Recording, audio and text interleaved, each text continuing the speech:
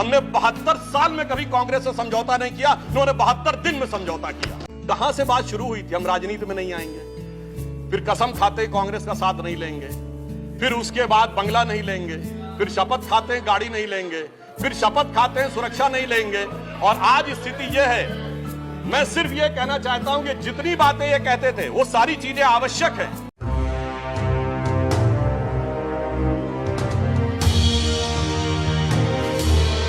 आज जब इस राष्ट्रीय राजधानी क्षेत्र विधेयक के ऊपर मैं समर्थन करने के लिए खड़ा हुआ हूं, तो पहले मैंने विपक्ष के विद्वान वक्ता महोदय का वक्तव्य सुना तो मुझे विचित्रता का अनुभव हुआ और संपूर्ण विपक्ष को देखकर विस्मय हो रहा है।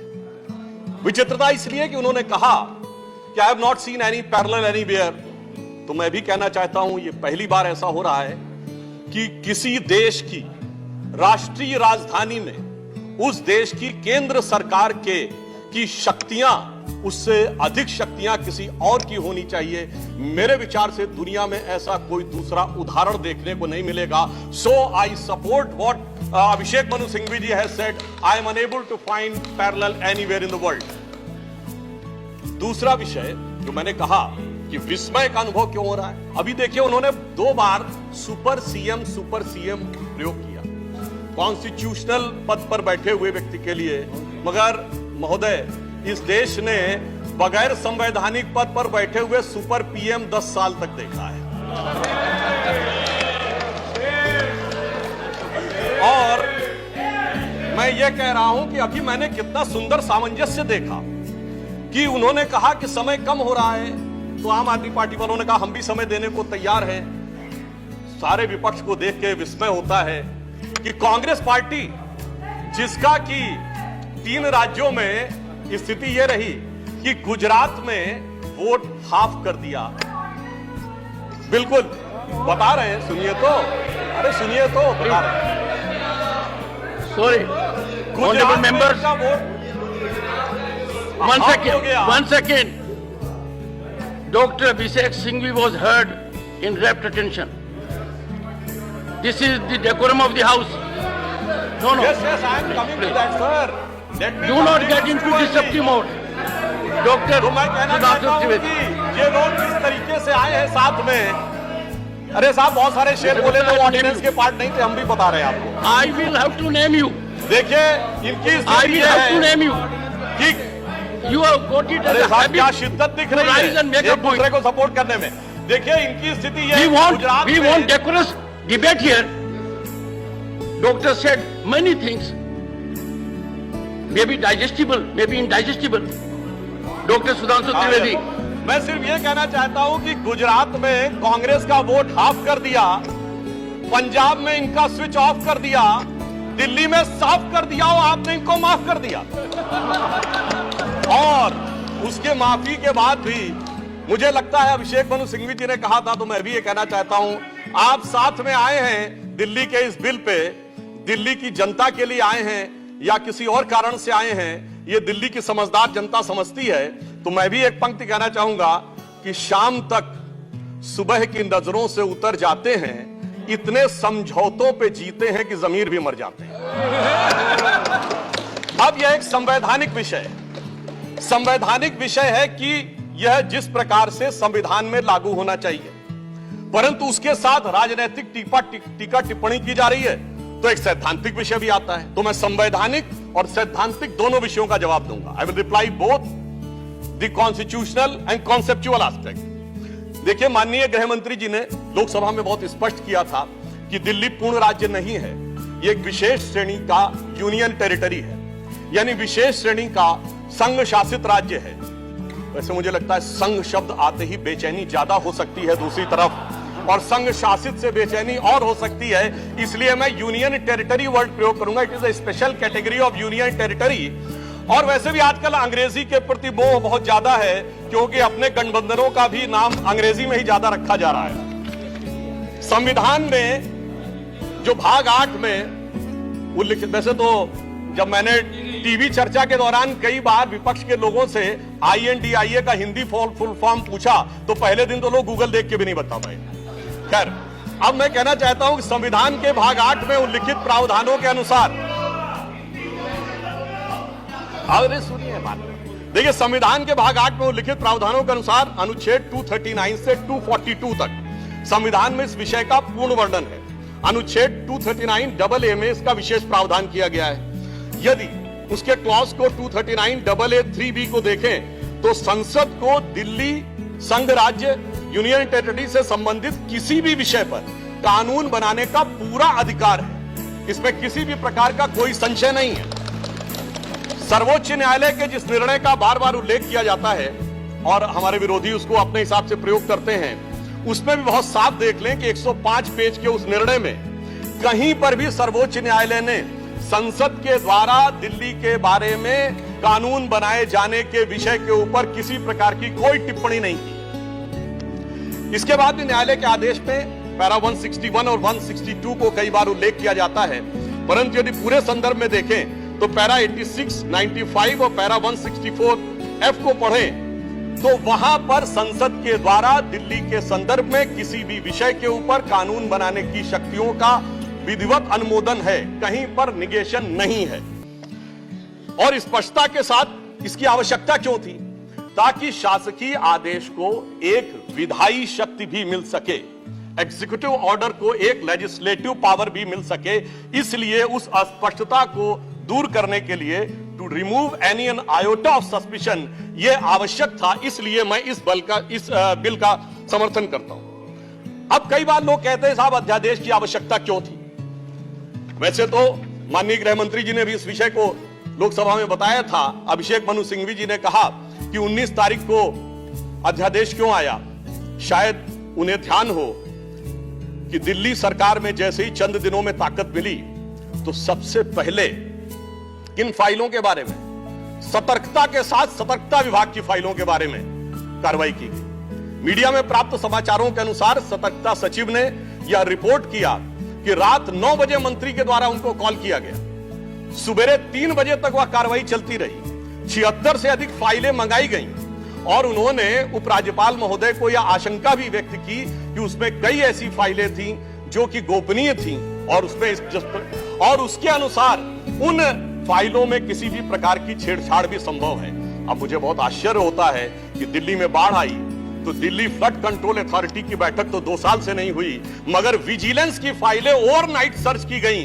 तो मेरे विचार से, और ये सर 16 और 17 मई की रात का था, तो मानी हुई बात है जब ऐसी परिस्थिति नजर आएगी तो उसके 1-2 दिन के अंदर अध्यादेश की आवश्यकता महसूस होगी। यहां मैं एक और बात भी कहना चाहता हूं कि ब्यूरोक्रेसी पे नियंत्रण की बात आम आदमी पार्टी की सरकार के द्वारा की जाती है, तो ये लोग तो अपनी एक पैरेलल ब्यूरोक्रेसी भी बना चुके हैं, क्योंकि अनेक प्रकार के समाचार पत्रों में आया है कि कई ऐसे लोग जो कि आम आदमी पार्टी के पदाधिकारी हैं, वो सरकारी पदों पर भी विद्यमान हैं और सरकारी पदों पर रहते हुए सरकारी शक्तियों का भी उपयोग कर रहे हैं।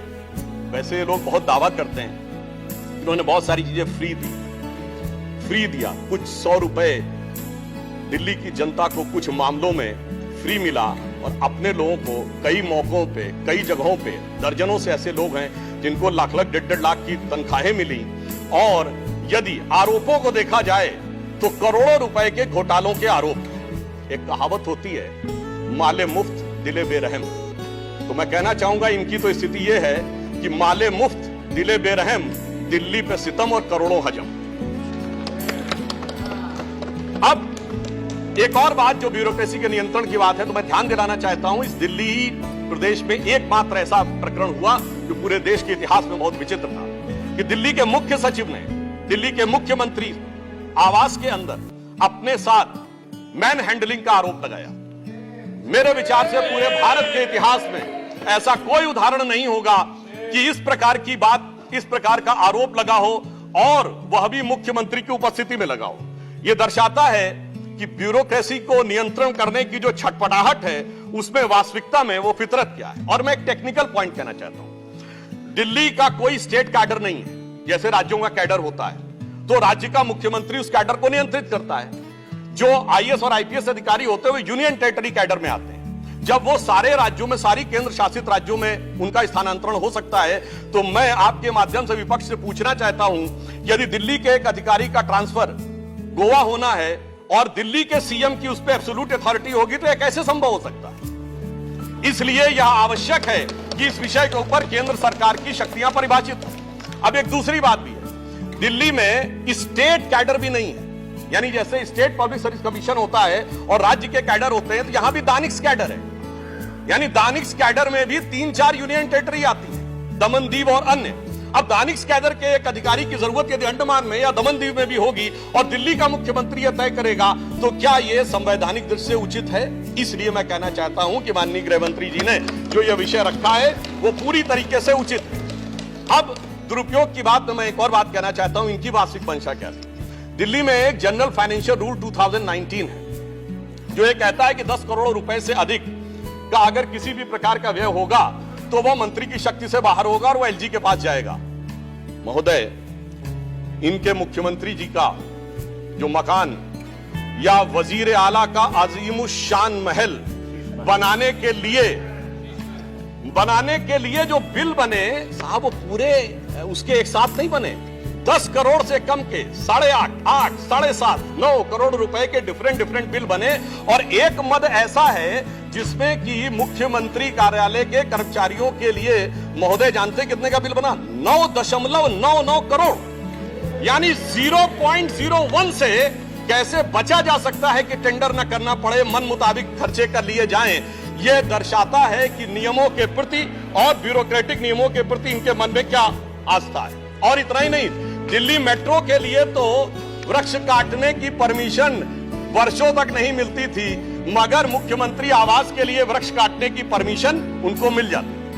अब इसके साथ मैं एक और बात कहना चाहता हूं, एक नैतिकता सैद्धांतिकता का सवाल उठाया जाता है। तो मैं कोट करना चाहता हूं कि दिल्ली के मुख्यमंत्री जी ने, जिनका वो आलीशान शीश महल बना हुआ है, उन्होंने 27 अक्टूबर 2013 को शीला दीक्षित जी के विषय में लिखा था ट्वीट, और उनको मैं कोट कर रहा हूं। उन्होंने कहा कि दिल्ली की मुख्यमंत्री शीला दीक्षित जी के घर में 10 एसी लगे हैं, मैंने तो सुना है कि बाथरूम में भी एसी लगे हैं, कौन भरता है इस एसी का बिल? और आगे वो कहते हैं, मेरा तो कलेजा कांप उठता है ये सोचकर कि दिल्ली की 40% जनता झुग्गियों में रहती है, तो कोई मुख्यमंत्री ऐसे आलीशान घर में कैसे रह सकता है? मैं कहना चाहता हूं, देखिए, केजरीवाल जी का कलेजा कापा हो या ना कापा हो, रूह कापी हो ना कापी हो, रूह है क्या है, किसकी रूह है, उस पर मैं टिप्पणी नहीं करना चाहता, मगर मैं एक बात जरूर कहना चाहता हूं कि शीला दीक्षित जी जहां भी होंगी उनकी रूह को बहुत तकलीफ हो रही होगी कि जब उनके ऊपर ऐसी बातें करने वालों के साथ वो सारे लोग आज आकर खड़े हुए होंगे। वैसे महोदय, उनके घर में 10 एसी थे, यहां तो 15 टॉयलेट भी हैं। और इतना ही नहीं, 1-1 करोड़ रुपए के पर्दे भी लगे हुए हैं, और 1 करोड़ रुपए के पर्दे का एस्टीमेट है। और इतना ही नहीं, अब सुनिए, उनके सामने एक दूसरी समस्या हो गई है। ये अभी तक जो बातें चल रही थी, अब उनके सामने ये समस्या है कि उन चीजों को कैसे छुपाएं। देखिए, मैं इनके लिए कहना चाहूंगा कि अब उनकी फितरत जग जाहिर हो चुकी है। तो आज आम आदमी पार्टी की स्थिति यह है कि अब जो चेहरे से जाहिर है छुपाएं कैसे, तेरी मर्जी के मुताबिक नजर आए कैसे। अब इस घर को सजाने का तसव्वुर हुआ बात की बात, अब तो मुश्किल है कि इस घर की हकीकत को छुपाएं कैसे। और यहां पर इसके बाद मैं कटाक्ष के बाद एक बात करुणा के साथ कहना चाहता हूं कि अन्ना हजारे के आंदोलन से निकली हुई वो पार्टी जो एक कमरे के मकान में रहते थे, और उससे निकली हुई पार्टी आज सैकड़ों करोड़ के आलीशान मकान में रहती हैं, तो मैं कहना चाहता हूं कि दिल्ली की जनता और जिन जिन लोगों ने उस आंदोलन का समर्थन किया उनके ऊपर भी एक आघात है। और साथ ही साथ ये एक बात का और भी संकेत देता है, फूड फॉर थॉट है देश के लोगों के लिए, ये एक्सपेरिमेंटल पॉलिटिक्स कई बार बड़े विचित्र परिणाम भी देती है। अब किसी नए नवेले प्रयोग को आजमाने का वक्त नहीं है, बल्कि आजमाए हुए मोदी जी के नेतृत्व को चमकाने का वक्त। और बहुत से लोग ये कहते हैं, संवैधानिक नैतिकता का प्रश्न उठाते हैं कि अध्यादेश क्यों लाया गया। अध्यादेश के लाने का तात्कालिक कारण मैंने बता दिया, और वैसे मैं अपने विपक्ष के लोगों के सुलभ संज्ञान के लिए बता देना चाहता हूं कि इन लोगों ने कितनी बार अध्यादेश लाए हैं। नेहरू जी की सरकार में 70 बार, इंदिरा जी के जमाने में 77 बार, राजीव जी के समय में 35 बार, नरसिम्हा राव जी के समय में 77 बार, मनमोहन सिंह जी के समय में 61 बार, और जो यूनाइटेड फ्रंट गवर्नमेंट बनी थी भाजपा विरोध में, उसमें 1.5 साल में 77 बार। तो मुझे लगता है अध्यादेश का विषय उठाने से पहले इस अंक गणित को भी देख लेना चाहिए। अब मैं एक और बात कहना चाहता हूं, जो संविधान की दुहाई देते हैं उनके लिए, ये तो वो लोग हैं सभापति महोदय जिनकी संविधान में क्या आस्था है। इन्होंने संसद के द्वारा पारित सीए कानून के खिलाफ विधानसभा में प्रस्ताव पारित कर दिया। यह संविधान का सम्मान है।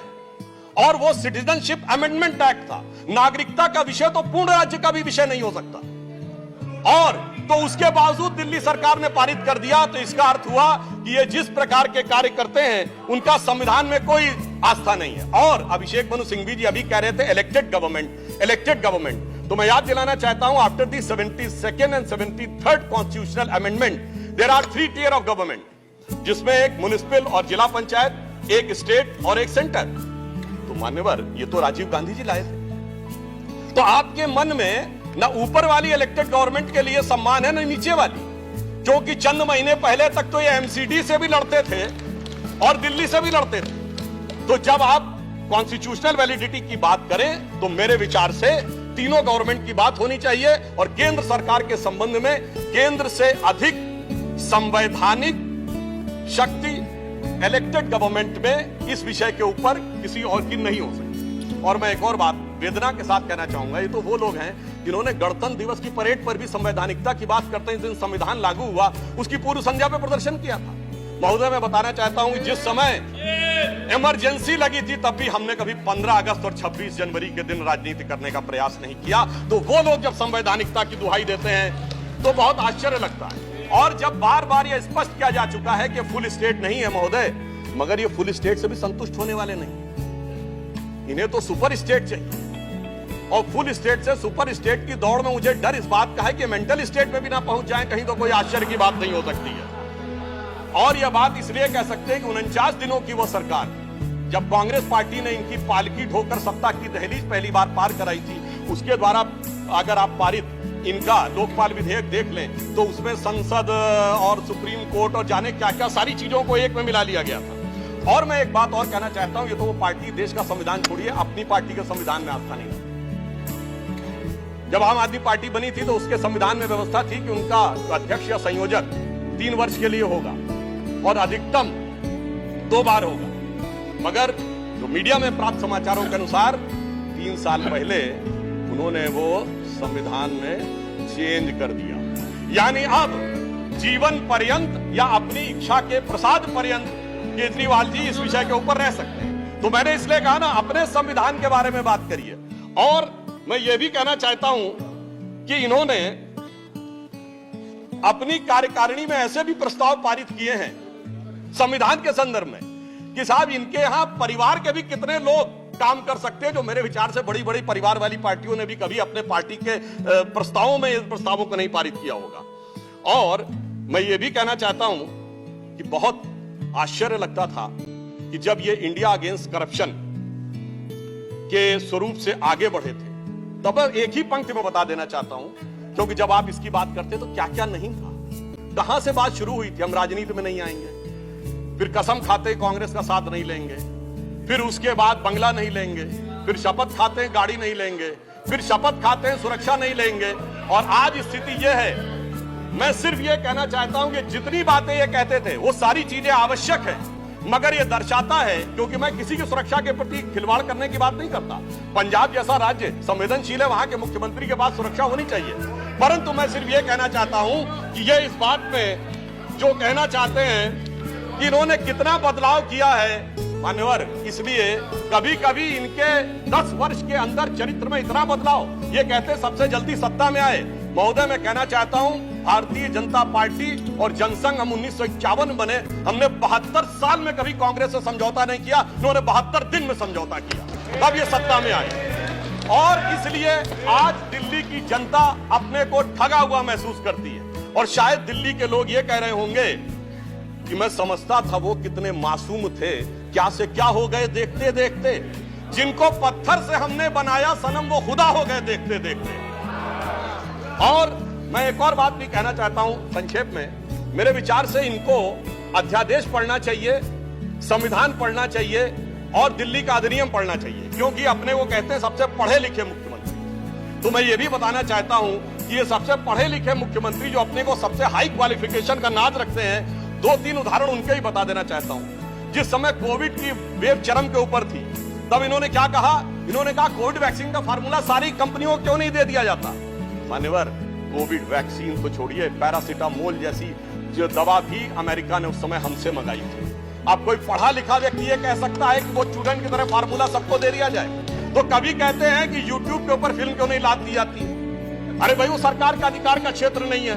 और फिर इतना ही नहीं, सिंगापुर में इनको बुलाया, इनविटेशन आता मेयर्स कॉन्फ्रेंस का, तो मुख्यमंत्री होते हुए जाना चाहते हैं। तो मेरे विचार से कम इनको थोड़ा पढ़ना लिखना चाहिए। और एक पढ़ने लिखने पे एक तथ्य मैं जरूर बताना चाहूंगा। जब न्यूयॉर्क टाइम्स अखबार में इनकी तारीफ निकली थी तो इनके मुंह से निकल गया था कि दुनिया का सबसे बड़ा अखबार, और उसमें इतनी तारीफ निकलवाना आसान नहीं है। वैसे निकलवाना शब्द निकल गया था, मगर मैं पढ़े लिखे मुख्यमंत्री को यह भी बताना चाहता हूं महोदय कि न्यूयॉर्क टाइम्स दुनिया का सबसे बड़ा अखबार नहीं है, वो है यमुनी शिंबुन, जापान का। अमेरिका का भी सबसे बड़ा अखबार वो नहीं है, वो यूएसए टुडे। और इतना ये समझिए, इतना ही नहीं, भारत का times of India, Dainik Bhaskar, और वो भी उनसे अधिक है। तो मैं सिर्फ ये बताता हूं, अरे भाई, जिस अखबार का नाम लेते हैं कम से कम उनको तो पढ़ लेना चाहिए था। मैं आपको अधिक समय न लेते हुए मैं सिर्फ ये कहना चाह रहा हूं महोदय कि इनको न पढ़ाई से मतलब है, इन्हें न पढ़ाई से मतलब है, न लिखाई से मतलब है, इन्हें तो बस कमाई से मतलब है, और वो भी ऊपर वाली कमाई से। और अंत में मैं कहना चाहता हूं सर, अंत में एक लाइन और कहना चाहता हूं कि आज सब लोग मिले, आम आदमी पार्टी और कांग्रेस एक साथ मिले, भारत की सबसे पुरानी पार्टी, पुरानी धुरानी पार्टी, नई पार्टी, नई नवेली पार्टी, अजब अलवेली पार्टी, सब मिलकर एक हो गए। मगर प्राप्त क्या किया? दोनों ने सिद्धांतों से समझौता किया, और कांग्रेस ने भी इतना सयाना दांव चला कि इन्होंने अगर उनका हाथ पकड़ के दिल्ली अध्यादेश पे समर्थन लिया हो तो अविश्वास प्रस्ताव ले आए, लीड उनको मिल गई। तो इसलिए मैं कहना चाहता हूं अंत में कि इन लोगों को आखिर में क्या प्राप्त हुआ, ये पंक्ति कह के समाप्त करता हूं कि इनको विधेयक भी नहीं मिला और सम्मान भी नहीं मिला, यानी इज्जत भी गई, बात भी नहीं मिली। तो एक पंक्ति कहता हूं, न तुम ही मिले, आप लोगों के लिए लागू है, न तुम ही मिले, न मयस्सर तुम्हारी दीद हुई, दीद मतलब साइट, न तुम ही मिले, न मयस्सर तुम्हारी दीद हुई, तुम ही कहो ये मुहर्रम हुई की ईद हुई। सुखेंदु शेखर रे, श्री सुखेंदु शेखर त्रिवेदी ने बड़े जोश के साथ और बहुत शेर शायरी के साथ उन्होंने बात की। त्रिवेदी ने शेर शायरी के साथ बहुत लंबी तकरीर की। अगर उसको उत्तर हमारे पास चतुर्वेदी है, अगर आप त्रिवेदी है तो हमारे पास चतुर्वेदी है।